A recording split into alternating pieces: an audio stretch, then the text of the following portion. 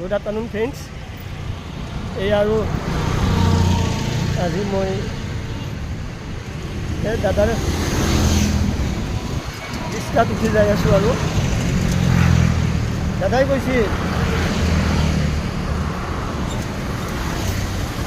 কামৰ সৰু ডাঙৰ নাই আৰু কিছুমান মানুহৰ বহুত টকা আছে কিন্তু 1 টকা এটা দিয়াতেও বৰ কষ্ট পায়। গতিকে 1 টকা লৈ কোনোবা অহাও নাই আৰু যোৱাতে কোনোবাই 1 টকা লৈও নাযায়। এইবিলাক দাদাৰ কথা। দাদাই সৰু সুৰা মানুহক খুব ভাল পাইছে।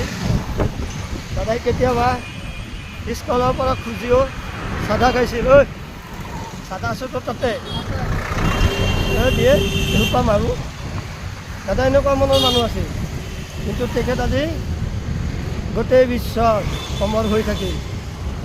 গতিকে 100 বছৰ জীয়াই থাকিব নালাগে, আপুনি ভাল কাম কৰি যাওক।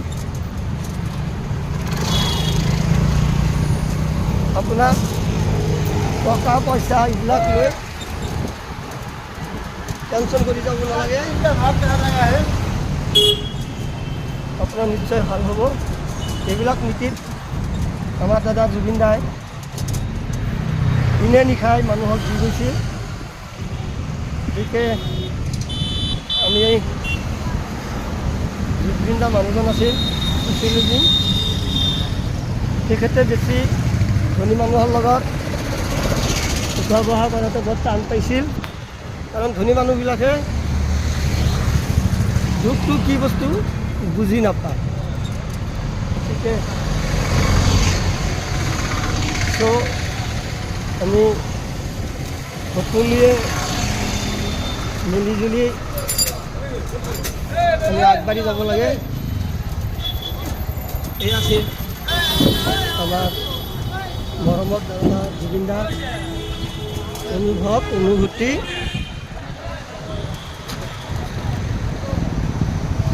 দাদাৰ পকেটত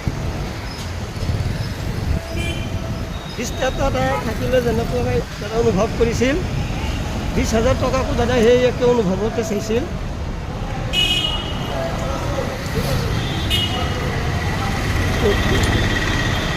ঠিক আছে, লগত আটাইৰে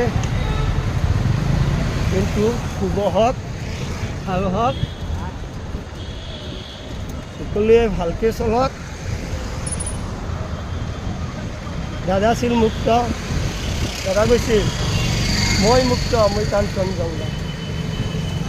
আমি চিধা কথা চিধা মানুহ, ঘণ্টাও কাকো খাতিৰ নকৰোঁ। ঠিকে আছে, আপোনালোক তাতে ভালে কুশলে থাকিব। সেই আৰু মই দাদাৰ সাধাৰণ মানুহবিলাক বহুত বেলেগ। ঠিকেই আছে, অ'কে, ধন্যবাদ। মই আপোনাক জনাই লগ পালোঁ, আকৌ কেতিয়াবা লগ পাম।